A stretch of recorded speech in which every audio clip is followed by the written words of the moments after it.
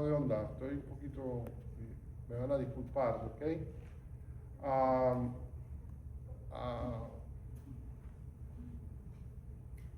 No sé ni cómo.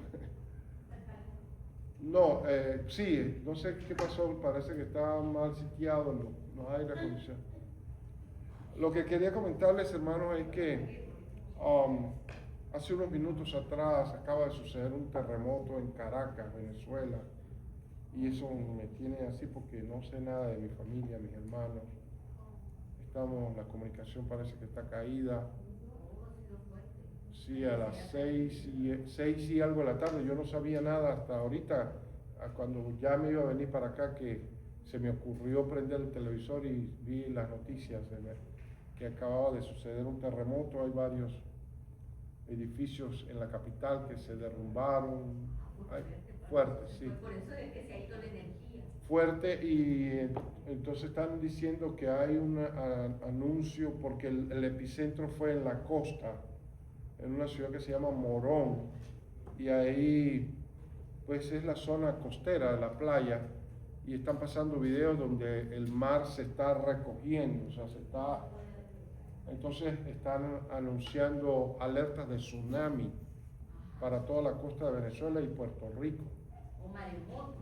Algo así, entonces pues eso me Sí, porque como ha sido en la costa y ha sido fuerte, sí, eso se da. sí, entonces, bueno, ahorita vamos a hacer una oración, y pues que Dios tome el control y que Él se glorifique, ¿verdad? Que tenga el control, ¿verdad? Sí, Que le ayude, ¿verdad? A esos países. que todas esas personas que están allí, wow. A esos países, porque también si es Venezuela y fue Puerto Rico. Bueno, Puerto Rico por lo cercano que está de Venezuela. Por eso. Porque Puerto Rico está más cerca de Venezuela que de Estados Unidos, increíble. De Puerto Rico, de Caracas a Puerto Rico son 45 minutos de vuelo, ¿no? ¿En serio? 45 minutos de vuelo. Cerca. De Caracas a San Juan de Puerto Rico. Entonces está más cerca porque está en todo el Caribe. Sí, ¿verdad? Y entonces Venezuela, usted sabe que toda la costa de Venezuela es el mar Caribe. Entonces, pero bueno, vamos a orar, amén, hermano. Vamos a encomendarnos al Señor y vamos a poner esta situación en las manos de Dios. Padre nuestro, Dios Todopoderoso, Creador del cielo y de la tierra, Señor, te honramos, te glorificamos, te damos a ti todo el honor, toda la gloria y toda la alabanza, porque solo tú eres digno, Señor. Solo tú eres digno de alabanza, solo tú eres digno de adoración. Señor, y queremos poner en tus manos esta situación que acaba de suceder en Venezuela, Señor. Dios, tú eres nuestro Dios por excelencia. Señor, yo te pido por cada familia, por cada ciudadano, por cada persona, allí, especialmente en Caracas, donde ha sido lo más afectado, Señor, aparentemente, Dios mío, y toda la zona del Caribe, allí, Morón, Puerto Cabello, Señor, toda esa región, que seas tú teniendo cuidado, Señor, de todas las personas que están allí, Señor, incluyendo a mi familia, oh Dios, que está allí en Puerto Cabello, mi hermana, Señor, Lady, Señor, y mis hermanos en Caracas, Herman y Johnny, Señor, junto con todos mis seres queridos. Seas tú guardándolos, cuidándolos, Señor, de manera muy especial, Señor, te lo pedimos en el nombre poderoso de tu Hijo amado. Señor, ahora, oh Dios, queremos seguir estudiando tu palabra, oh Dios. Te doy gracias por la vida de nuestro hermano Edward, Señor, que estos 2 miércoles pasados estuvo cubriéndome, Señor.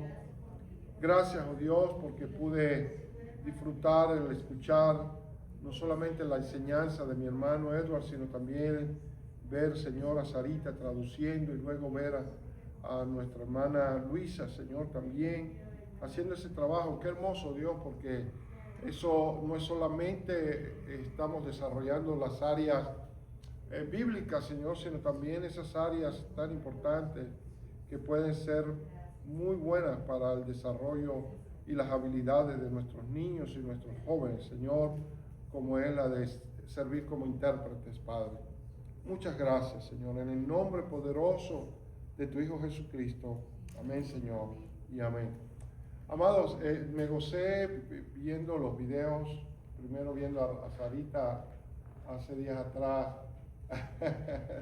traduciendo, ¿verdad? Traduciendo. Sí, bueno, sí, excelente.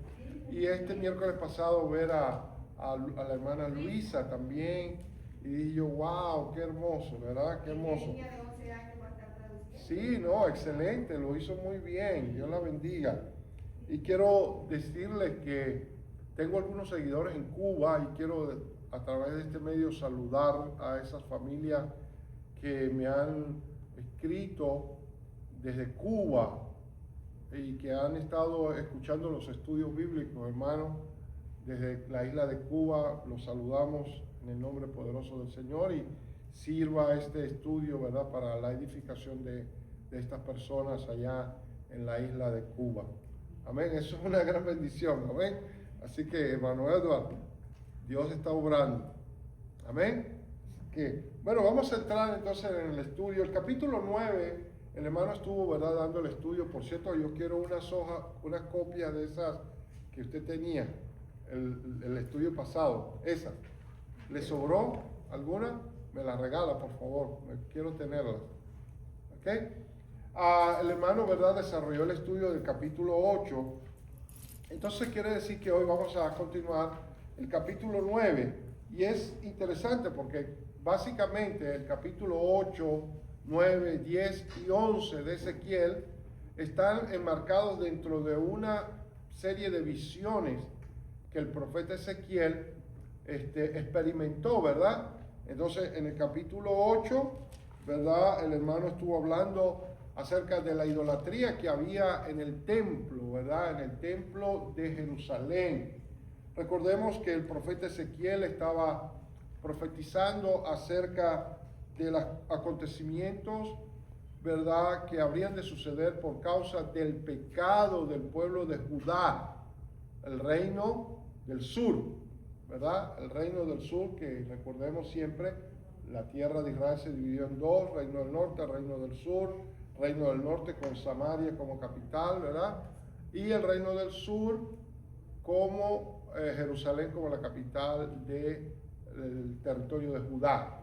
Así se dividió, ¿verdad?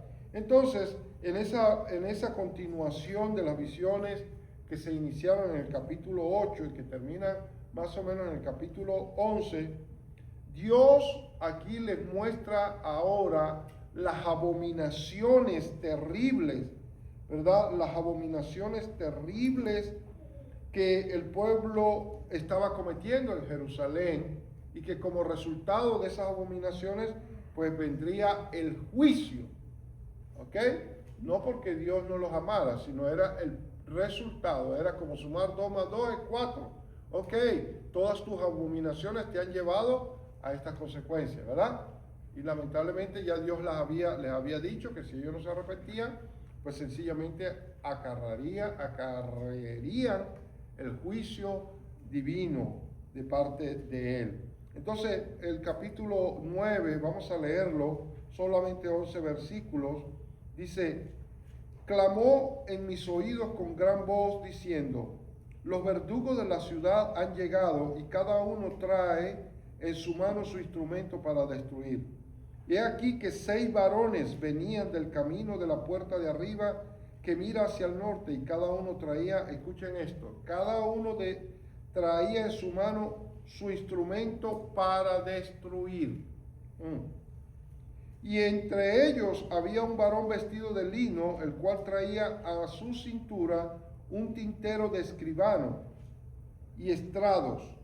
Se pararon junto al altar de bronce, y la gloria de Dios, del Dios de Israel, se elevó de encima del querubín sobre el cual había estado al umbral de la casa, y llamó Jehová al varón vestido de lino que tenía a su cintura el tintero de escribano, y le dijo Jehová: pasa por en medio de la ciudad, por en medio de Jerusalén, y ponles una señal en la frente, a los hombres que gimen y que claman a causa de todas las abominaciones que hacen en medio de ella. ¿Vieron eso? Y a los otros dijo, oyéndolo yo, pasad por la ciudad en pos de él y matad. No perdone vuestro ojo ni tengáis misericordia. Matad a viejos, jóvenes, vírgenes, niños, mujeres, hasta que no quede ninguno. Pero a todo aquel sobre el cual hubiere señal, no os acerquéis y comenzaréis por mi santuario. Comenzaron pues desde los varones ancianos que estaban delante del templo, y le dijo, contaminad la casa y llenad los atrios de muertos, salid. Y salieron y mataron en la ciudad. Aconteció que cuando ellos iban matando, quedé yo solo, me postré sobre mi rostro y clamé y dije, Señor Jehová, destruirás a todo el remanente de Israel, derramando tu furor sobre Jerusalén. Y me dijo, la maldad de la casa de Israel y de Judá es grande sobremanera, pues la tierra está llena de sangre y la ciudad está llena de perversidad, porque han dicho, y esto es lo más triste de todo, mire esto, porque han dicho, abandonó Jehová la tierra y Jehová no ve. Así pues, haré yo, mi ojo no perdonará ni tendrá misericordia. Haré recaer el camino de ellos sobre sus propias cabezas. Y he aquí que el varón vestido de lino que traía el tintero a su cintura respondió una palabra diciendo, he hecho conforme a todo lo que me mandaste. Señor, ayúdanos a entender esta palabra, oh Dios, danos el entendimiento, la sabiduría, Señor. Padre, para estudiar y comprender tu maravillosa palabra, que es viva, que es eficaz, Señor. Padre, en el nombre maravilloso de nuestro Señor y Salvador Jesucristo. Amén, Señor. Amados, en estos 11 versículos que acabamos de leer, hay algo que sobresale en todo eso. Y yo no sé si usted lo puede notar, pero en todo el capítulo, al igual que en el capítulo 8, ¿verdad? Y el 9, y posiblemente, y también el 10 y el 11, sobresale algo muy importante que tiene que ver con la santidad de Dios. ¿Ven? La santidad de Dios, ¿verdad? ¿Y por qué digo eso, hermanos amados? Porque sencillamente cuando el pueblo se aparta, cuando los seres humanos se apartan de Dios y se corrompen de tal manera que pierden toda la noción acerca de Dios, sencillamente, hermano, van a acarrear las consecuencias terribles de su extravío. Eso lo dice la Biblia, ¿verdad que sí? Pero también hemos sabido y conocemos a través de la Escritura que cuando los hombres se vuelven hacia Dios, Dios se vuelve hacia ellos y los santifica y los fortalece y los guarda y los ayuda y los restaura y los levanta. ¿Dicen amén? Amén. Entonces, ahí hay un contraste entre lo que es la santidad de Dios, estar en la presencia de Dios, y lo que representa estar alejado de Dios. ¿De qué bando queremos estar nosotros? Esa respuesta usted la puede responder usted mismo, ¿verdad? Pero lo más seguro es que deseemos estar del bando de estar en la presencia de Dios, para que podamos caminar en ese temor hacia Dios, ese temor de Dios, de tal manera de que nosotros cada día podamos ir siendo perfeccionados en la santidad de Dios. Amén. La Biblia dice, en uno de los evangelios dice, creo que es en Corintios donde dice que debemos perfeccionar nuestra santidad. ¿Sí o no? Voy a buscarlo para que lo leamos. Creo que es Corintios, si mal no recuerdo.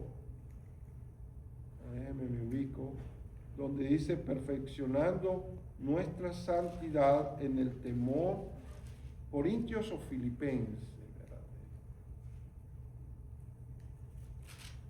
Pero así, Corintios, 2 Corintios capítulo 7, dice, así que, amados, puesto que tenemos tales promesas, limpiémonos de toda contaminación y de carne y de espíritu, perfeccionando la santidad en el temor de Dios.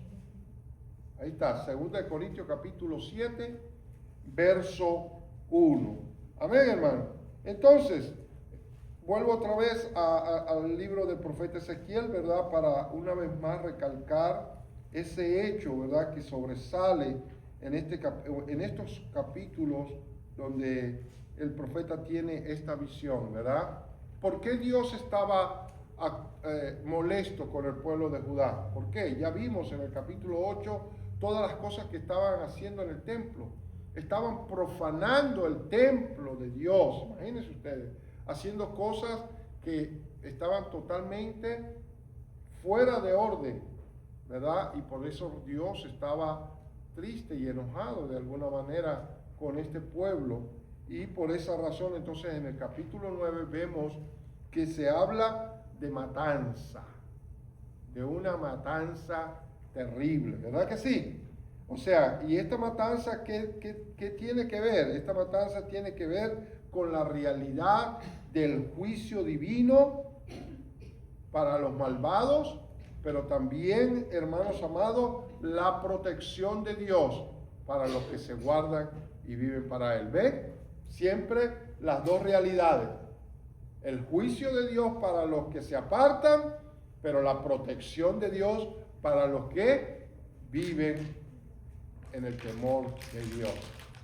Entonces son las dos realidades que podemos ver en estos capítulos de estas visiones que el profeta tiene. Ahora, ya nosotros sabemos, ¿verdad?, cuál era el contexto histórico, ya lo hemos mencionado muchas veces. La corrupción espiritual que el pueblo de Judá estaba viviendo había llegado allá a los límites. Ya estaban tan corrompidos que, bueno, imagínense. De tal manera de que aquí en el capítulo, en este capítulo, Dios dice, llama a los ejecutores, a 6 personajes. Vemos en primer lugar, ¿verdad? 6 personajes que dice que son 6 varones que venían del camino de la puerta de arriba, que mira hacia el norte, y cada uno traía en su mano su instrumento para destruir, y entre ellos había un varón vestido de lino, el cual traía a su cintura un tintero de escribano, y entrados se pararon junto al altar de bronce. Recuerden que todo esto es una visión, ¿ok? Esto fue una visión que Ezequiel estaba teniendo, ¿ok? Una visión que estaba mostrando el enojo de Dios, ¿verdad? Y el juicio de Dios para su pueblo por causa de su maldad. Y es bien interesante porque cualquiera que lea este capítulo va a decir, pero ¿cómo Dios? ¿Cómo es este Dios que ordena a los hombres a que maten a todo el mundo? ¿Sí o no? Quizás los defensores, los progresistas, ¿no? Porque ahora está muy de moda esa palabra, ¿no? ¿La han escuchado? Ahora está muy de moda ese lenguaje. Los progresistas son esos defensores de todo lo que el mundo quiere hacer sin importar, haga todo lo que usted quiera y no pasa nada. ¿Me entiende? Ese lenguaje progresista es lo que está ahora mismo de moda, ¿verdad? Haga lo que usted quiera y tranquilo, no pasa nada. Vive como te dé la gana y no pasa nada. Haz lo que tú quieras y no pasa nada. Wow, ese es el lenguaje inclusivo que llaman incluso, ¿verdad? El lenguaje inclusivo, el lenguaje progresista. Y si usted no está en esa onda, usted es un retrógrado, usted es un, bueno, anticuado, usted está atrasado y todo lo demás, ¿verdad? Y yo estaba leyendo esto y yo decía, ¿qué pensarán estas nuevas generaciones que con ese lenguaje progresista cuando se encuentren con este pasaje de la Escritura donde Dios escoge 6 personajes, ¿verdad? 6 varones y les da una orden en la visión, ¿verdad? Espiritualmente, vamos a decirlo, les da una orden de que fueran a Jerusalén y que mataran. Ahí lo dice claramente. Ahí dice claramente que mataran ¿a quién? A todo el que se parara, el que no perdonaran a nadie. En el versículo dice, y dijo Jehová, pasa por en medio de la ciudad, por en medio de Jerusalén, y ponles una señal en la frente a los hombres que gimen. Ahí vemos la parte que dijimos, ¿verdad? La protección de Dios sobre los que tienen temor de Él. Pero a los otros, ¿qué le dijo? Matad a viejos, jóvenes, vírgenes, niños, mujeres, hasta que no quede ninguno. Padre de la gloria. Pero a todo aquel sobre el cual hubiere señal, no os tocaréis. Ustedes recuerdan este pasaje, hermanos amados, es muy parecido, recuerdan al ángel de la muerte que pasó después de la celebración de la Pascua, ¿verdad? Cuando el pueblo de Israel estaba preparándose para salir de Egipto. ¿Recuerdan? ¿Verdad que sí? En esa ocasión sucedió literalmente. ¿Sí o no? Sucedió literalmente. Dice que colocaron en los linteles de la casa, de sus casas, ¿verdad? Una marca. ¿Para qué? Para que cuando pasara el ángel de la muerte no tocara a los primogénitos. Y en aquel lugar donde no estuviera la señal, ahí iba a morir el primogénito, todos los primogénitos que hubieran allí. Ahora, es interesante porque ahora encontramos aquí en Ezequiel esta misma, vamos a decir, esta misma forma que Dios utilizó en Génesis, en Éxodo, ¿verdad? Cuando salieron del pueblo de Israel, lo vemos ahora aquí con el profeta Ezequiel. Ahora, tenemos que decir y volver al punto que esto fue simplemente una visión. Ahora, ¿se llevaría a cabo esa visión? ¿Qué representaba cada una de esas cosas? ¿Qué representaba? Hermanos, literalmente lo que representaba era el juicio de Dios sobre el pueblo. Independientemente de que se haya hecho literalmente o no se haya cumplido literalmente, lo que eso representa era el juicio de Dios por la maldad del pueblo, por el corazón entenebrecido que tenía el pueblo, y era el pueblo de Judá. Hermanos amados, no era cualquier pueblo, era el pueblo de Judá. Era el pueblo de Dios. Imagínense, era el pueblo de Dios. Entonces, hermanos, hay varias enseñanzas que podemos extraer de todo esto. Y principalmente, hermanos amados, lo que podemos... bueno, desde el versículo, los versículos 1 y 2 ya los leímos, ¿verdad? Lo que podemos extraer de este capítulo es, hermanos amados, que Dios sigue teniendo el control. ¿Sí o no?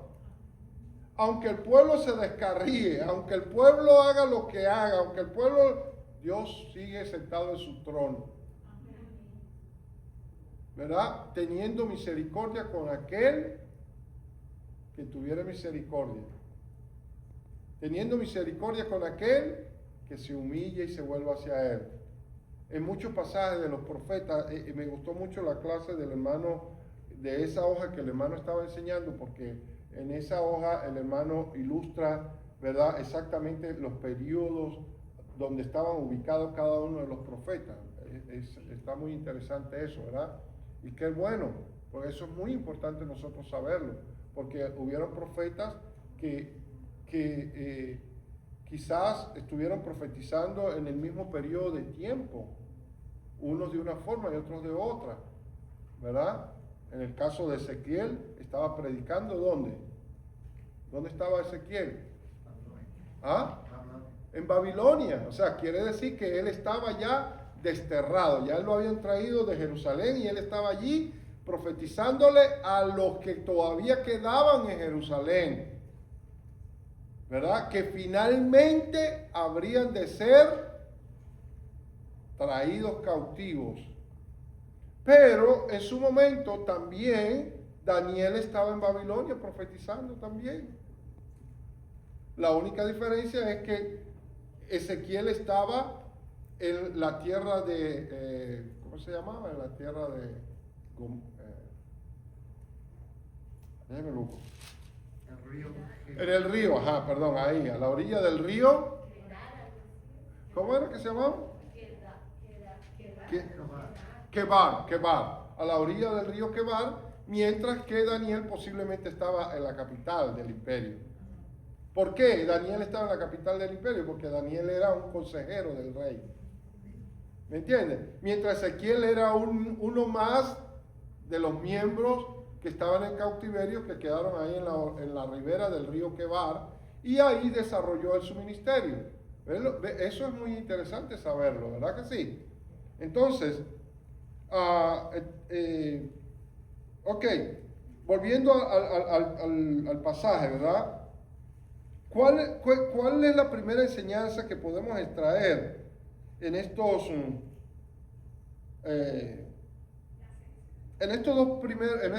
dos o tres versículos que hasta ahora hemos leído? ¿Verdad? La lección lógica que tenemos que extraer ahí es que la santidad de Dios no permite que nada ni nadie haga lo que le dé la gana sin ser afectado por su conducta o su comportamiento. En otras palabras, eso habla de ¿qué? De la soberanía de Dios. Eso nos habla a nosotros, hermanos, de que Dios gobierna aún en medio de la maldad del pueblo. Él sigue gobernando, Él sigue teniendo el control. ¿Sí o no? Él sigue teniendo el control de la situación. Ok, entonces ya para saltar al versículo 3, entonces dice, y la gloria de Dios, del Dios de Israel, se elevó encima del querubín sobre el cual había estado al umbral de la casa, y llamó Jehová al varón vestido de lino que tenía a su cintura el tintero de escribano. ¿Qué es, hermanos amados, la gloria de Dios?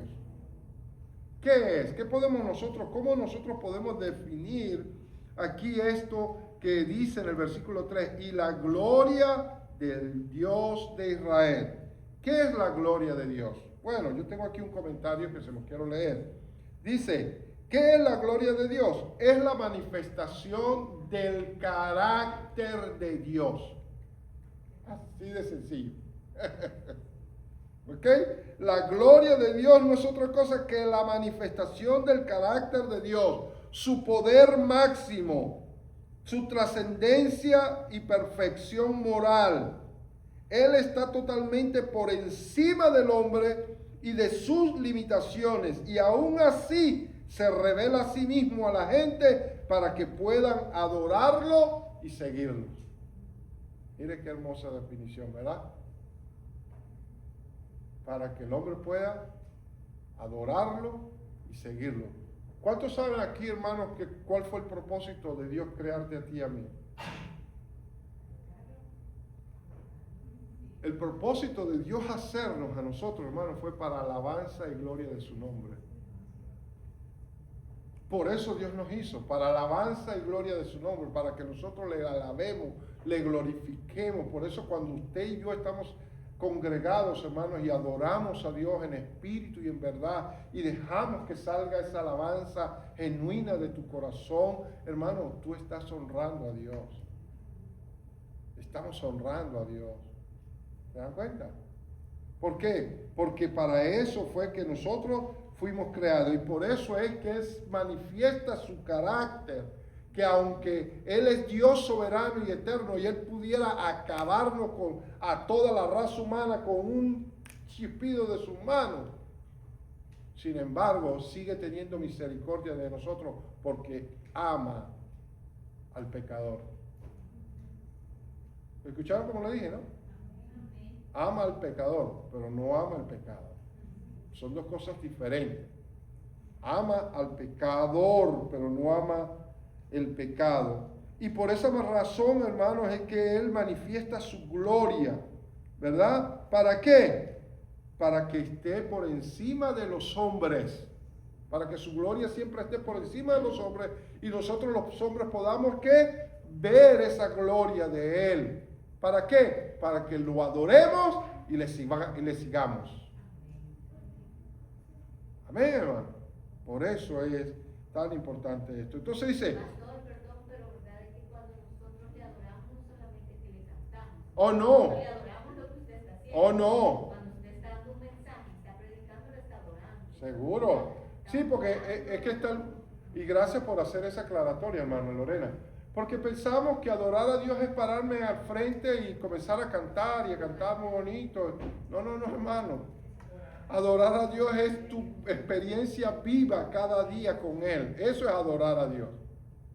Tu experiencia vivificante cada día con Él, adorarlo a Él, estar conectados con Él. Estos últimos días, hermano, hemos estado teniendo unas situaciones en casa un poquito difíciles, ¿verdad? Y yo he estado orando y diciéndole a mi esposa, mami, aquí lo que tenemos que seguir orando y metido. Y me despierto en la madrugada y lo que hago es orar por unas situaciones que ya más adelante le estaremos, si nos autorizan, le estaré diciendo lo que está sucediendo, ¿verdad? Y es una situación que nos tiene a todos muy preocupados en casa, ¿ok? Tanto a mis hijos como a mi esposa, a mí. Y bueno, yo le digo, de ahí estoy con mi esposa, mami, sigamos adelante, Dios se va a glorificar, Dios va a actuar, confiemos en Él. Esto lo que nos hace es acercarnos más a Él, porque, vuelvo y lo repito, eso nos lleva a buscar más de Él. Amén, hermano. Y bueno, esperamos en Dios que no sea nada. Le voy a decir, por favor, que quede aquí, ¿verdad? Mi cuñado, el hermano de mi esposa Lucy, está bastante quebrantado de salud. Ha perdido 22 libras, así. Y no sabemos qué está pasando, le están haciendo una serie de exámenes. Y bueno, estamos preocupados por eso. Y no sabemos. Ayer Lucy tuvo que llevarlo de emergencia a la clínica y mañana teníamos una cita, íbamos a ir con él, ya no, se la cancelaron, le van a hacer unos análisis y bueno, estamos en esa situación. Por favor, ayúdenos a orar por la salud de mi cuñado Alex, el hermano que vive aquí con nosotros, ¿verdad? Ustedes lo conocen. Y eso pues nos tiene a todos. ¿Ok? Pero yo sigo creyendo que Dios tiene el control. Yo le decía a mi cuñado, hijo, lo que esté en tu mano para hacer, hazlo, y lo que Dios va a hacer, Él lo va a hacer. Tú confía en el Señor, cree en Dios. Ahora más que nunca tienes que abrir tu corazón y de servirle al Señor para que sea Dios el que obre a favor tuyo. Porque si no, imagínate. Y ahí yo recuerdo, y estoy haciendo un paréntesis, porque ahí yo digo, a veces Dios lleva al hombre a un punto de quiebre, ¿no? ¿Sí o no? Dios lleva a un hombre, nos lleva, en serio, hermano, Dios nos lleva a un punto de quiebre, a ver si usted va a doblegarse o no. Porque Él nos ama tanto. Él nos ama tanto que Él no quiere que ninguno perezca. Y cuando hablo de perecer, estoy hablando de la muerte espiritual, ¿verdad? Entonces, ayúdenme a orar por esa situación con mi cuñado Alex. Que Dios sea el que se glorifique. Amén. Entonces, ok, luego dice aquí, y la gloria de Dios, ya lo hablamos, ¿verdad? Aquí menciona, dice que se elevó encima de los querubines, imagínense. Ahora, ¿quiénes son los querubines? ¿Quiénes eran los querubines? Bueno, Los querubines son un orden de seres angelicales poderosos, creados para glorificar a Dios. Se asocian con la absoluta santidad y perfección moral de Dios. Dios colocó querubines en la entrada del Edén para mantener a Adán y a Eva afuera después que pecaron. ¿Sabían ustedes eso? Que cuando Adán y Eva pecaron, ¿por qué? Los querubines están asociados con la santidad de Dios. ¿Ven? ¿Por qué yo les dije hace un momento que el capítulo 9 de Ezequiel tiene mucho que ver con la santidad? Dios dice su palabra: sin santidad nadie verá al Señor. Cuando Adán y Eva pecaron, hermanos, y fueron sacados del huerto del Edén, Dios colocó querubines en la entrada del huerto para que Adán y Eva no pudieran entrar nuevamente allí. Les doy la cita, Génesis capítulo 3, verso 24. ¿Quieren leerlo? Vamos a leerlo. Génesis capítulo 3.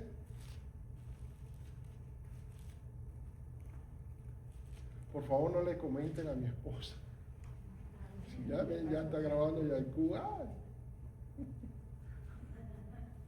Qué bueno que nos dijo, pastor.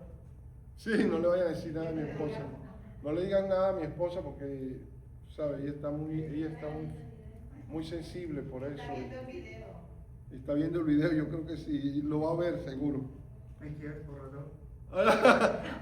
Lo borra, tú lo vas a editar, ¿ok?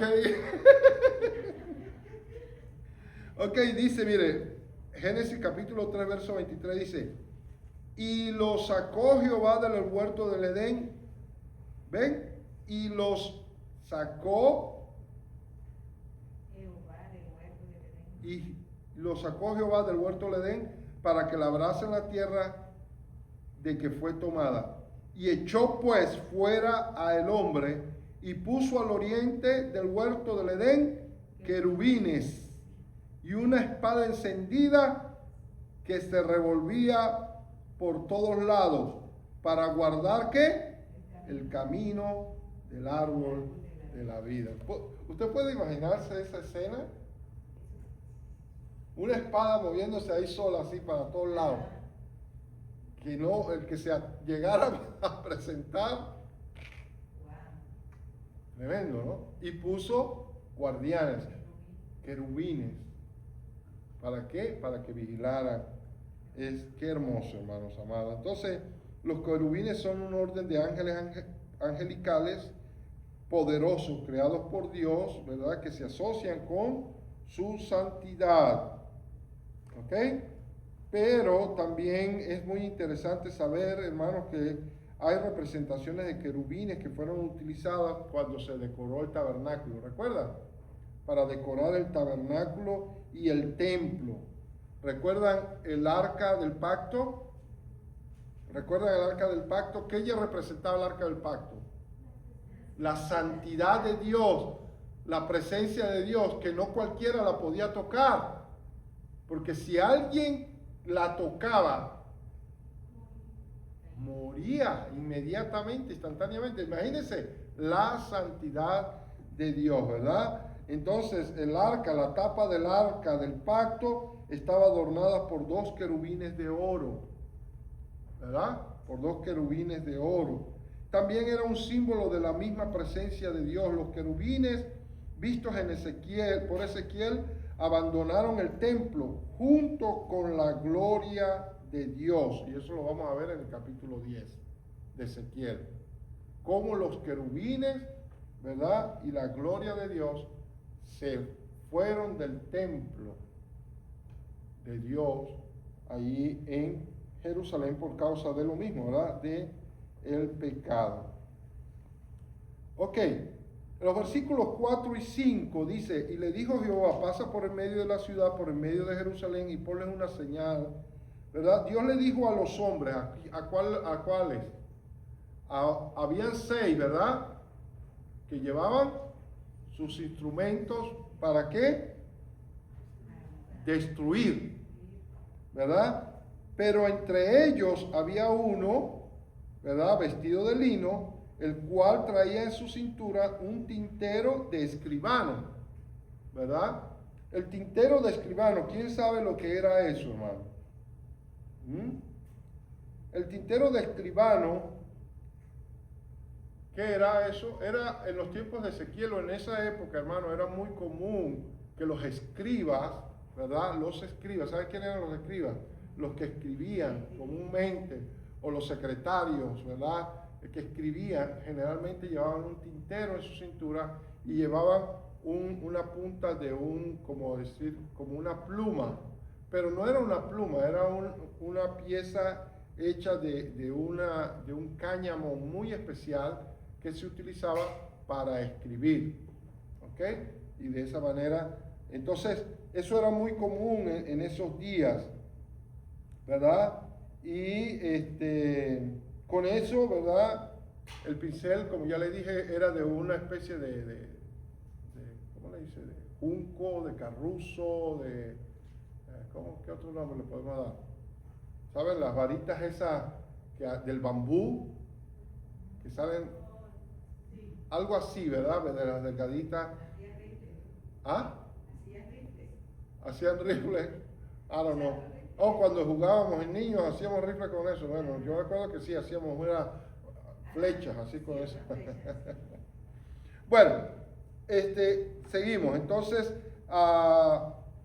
Dios le dijo al hombre con el tintero del escribano que tenía poder para marcar, ¿verdad? Le dio el poder para marcar, le dio la orden, le dijo, pasa por en medio de la ciudad, por en medio de Jerusalén y ponle una señal en la frente a los hombres que gimen.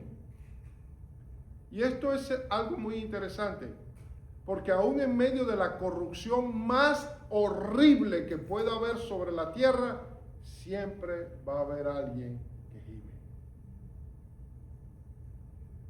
¿Dicen amén? Siempre va a haber un pequeño remanente que se mantiene fiel. Siempre va a haber un remanente que se guarda y vive para Dios. Y Dios aquí está nuevamente demostrando lo que dijimos al principio, ¿verdad? A los justos, ¿los qué? Los guarda, los cubre. A los impíos, los enjuicia, los castiga. Aquí le dice a ese escribano, le dice, tienes el poder, la autoridad para ir y marcar. Y le dice, ¿verdad? Ponles una señal en la frente a los hombres que gimen y que claman a causa de todas las abominaciones que hacen en medio de ella. Entonces, miren la escena. Yo quiero que miren la escena, porque no solamente es que estamos viendo a un justo aquí, sino que estamos viendo a un justo que está ¿qué? Gimiendo, que está ¿qué? Intercediendo, que está ¿qué? Clamando, que está ¿qué? En oración, que no es que solamente, un justo, no, es un hombre que está haciendo algo por la causa del reino, por la causa del reino de Dios. Entonces Dios lo ve con agrado y por eso Dios tiene que cubrirlo y guardarlo, porque eso es lo que Dios hace con cada uno de nosotros cuando nosotros vivimos y actuamos de esa manera. ¿Me están entendiendo, hermano? Cuando usted gime, cuando usted clama, cuando usted ora, cuando usted intercede, ese es el valor de la intercesión. Cuando nosotros oramos, intercedemos por otras personas. Yo le estaba diciendo, estos últimos días, Dios me ha estado levantando muy temprano, me inquieto, tengo que levantarme y tirarme de rodillas en la presencia de Dios. Cuando usted sienta eso, haga lo mismo, hermano. Levántese, es porque Dios te está despertando, porque Dios quiere tener comunión contigo en ese momento. Qué hermoso. ¿Ah? Qué hermoso, ¿verdad que sí? Pudiéramos pasar aquí la noche contando experiencias y testimonios de eso, ¿verdad que sí? Cada uno de nosotros tenemos muchas experiencias de eso. Pero qué bueno, seguimos entonces, dice, ¿verdad? Ponles una señal en la frente a los hombres que gimen y claman a causa de todas las abominaciones que se hacen en medio de ella. Y a los otros dijo, oyéndolo yo, pasad, ¿escucharon esto? Al escribano le dijo, pasa y ponle una señal en la frente. Pero cuando habla aquí a los otros, ¿quiénes eran los otros? A los malvados. ¿Ah? No, a los otros personajes, porque eran 6. ¿Sí o no? A los otros dijo, oyéndolo yo, pasad por en medio de él y matad.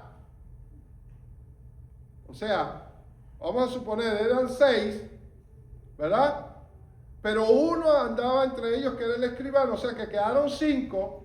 Entonces el verso dice allí, y a los otros, o sea, a esos 5, ¿qué les dijo? Pasad por la ciudad después de ellos y matad. No perdone vuestro ojo ni tengáis misericordia. Uy, está rudo eso. Después lo especifica. ¿Ah? Y después lo especifica. Y después lo especifica, exactamente. Entonces, hermanos amados, aquí voy a leer este comentario también. Dice, Dios le dijo al hombre, dice, su fidelidad fue determinada por su sinceridad y dolor por el pecado de la nación. Aquellos que tuvieron la marca serían salvos cuando los 6 hombres comenzaran a destruir a los malvados. Durante el éxodo, los israelitas pusieron una marca de sangre en su puerta para que los salvara del ángel de la muerte.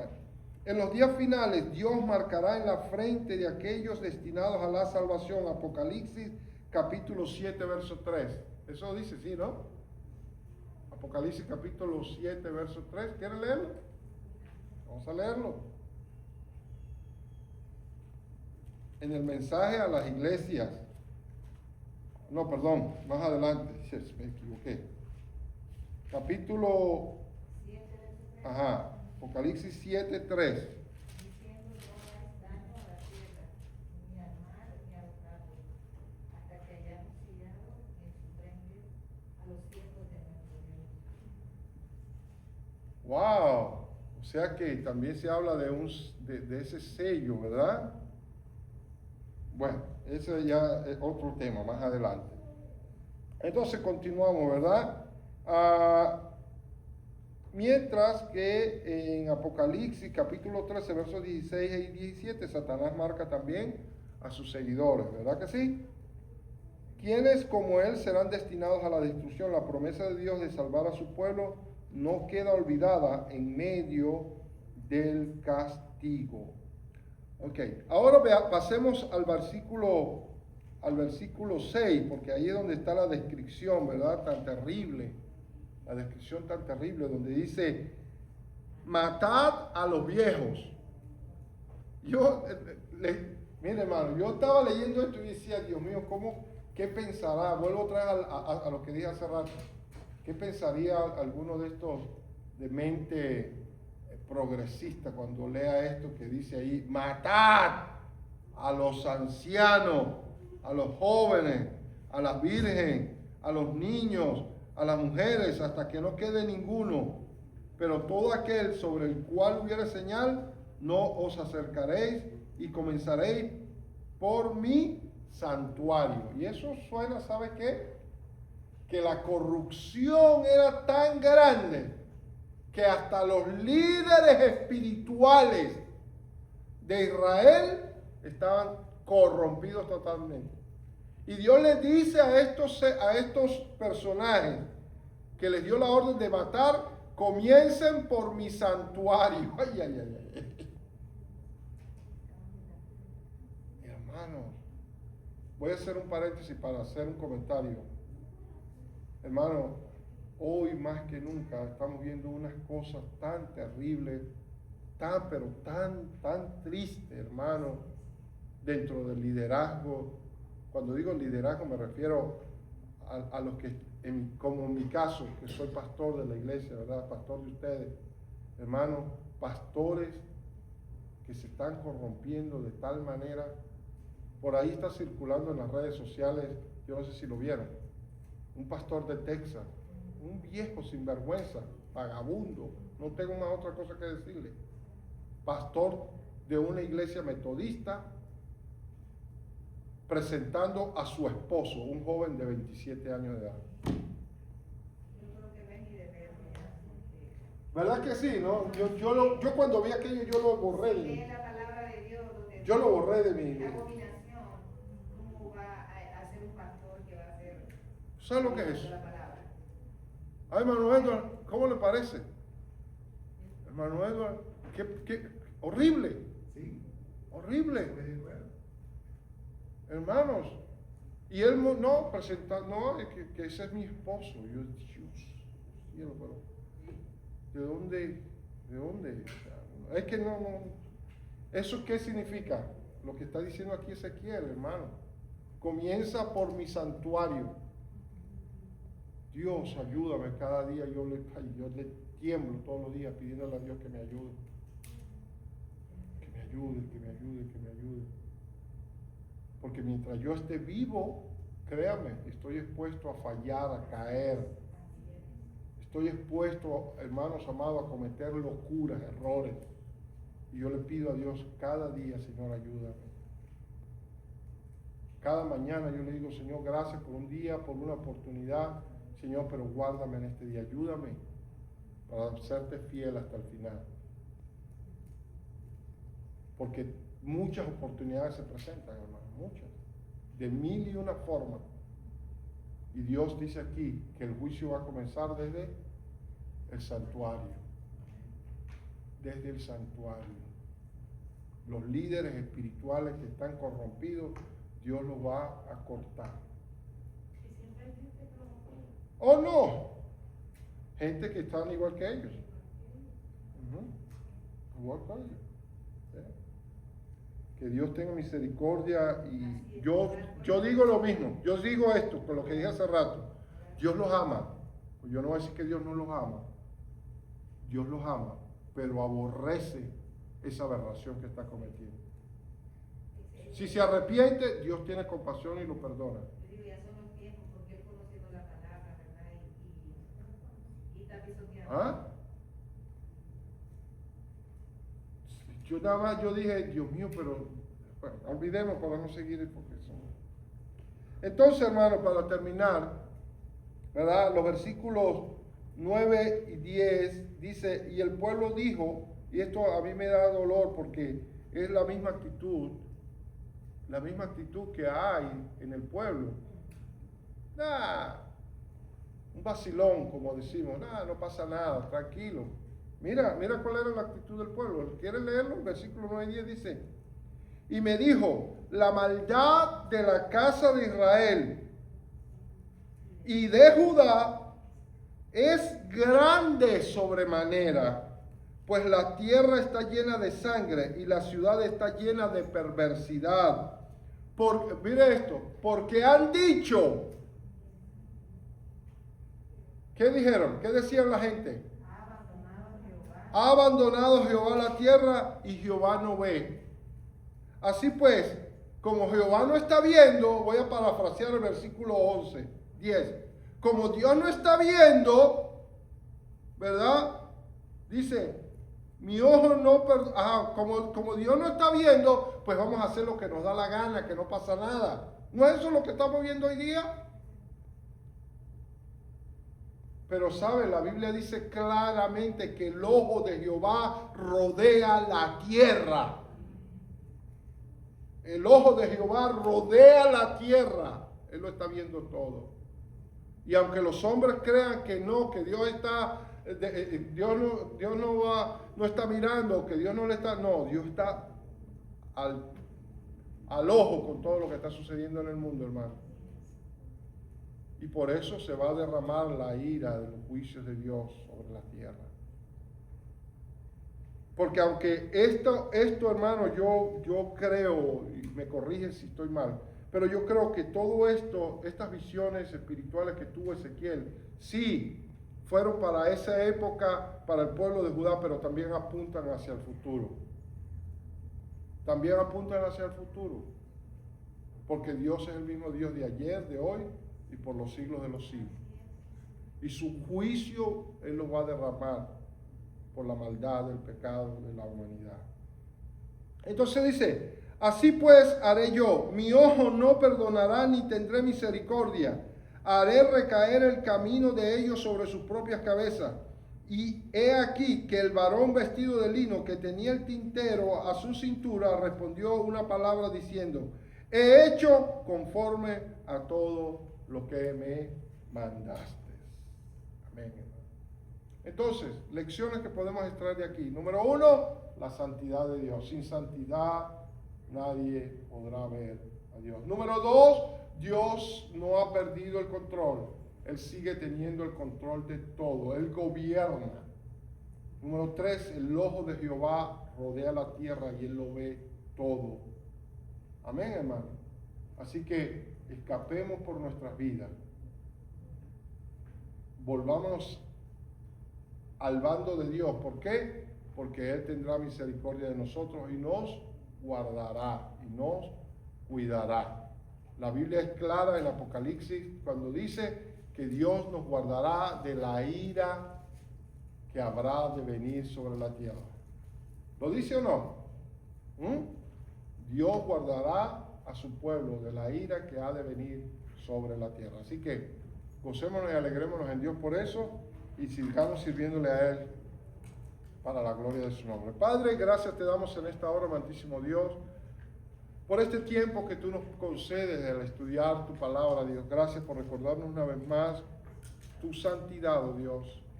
Señor, y que cuán importante para nosotros es también vivir en santidad, porque sin santidad no podremos verte, Señor. Gracias, Padre, por recordarnos que tú sigues siendo el Dios que tienes el control soberano de todas las cosas. Gracias, Señor, por recordarnos que tú seguirás guardando a todos aquellos, Señor, que nos volvemos hacia ti y que gemimos, Señor, y nos dolemos por las cosas que están sucediendo a nuestro alrededor. Padre, gracias, Señor, en el nombre poderoso de tu Hijo Jesucristo. Señor, bendice las ofrendas, los diezmos que serán recolectados, multiplícalas al 100 por 1, Señor. Y bendice a cada una de mis hermanas y hermanos que están hoy aquí presentes, Señor. En el nombre poderoso de tu Hijo Jesucristo. Muchísimas gracias. Llévanos con tu paz y tu bendición en el nombre del Padre, del Hijo y de tu Espíritu Santo. Amén, Señor. Y amén.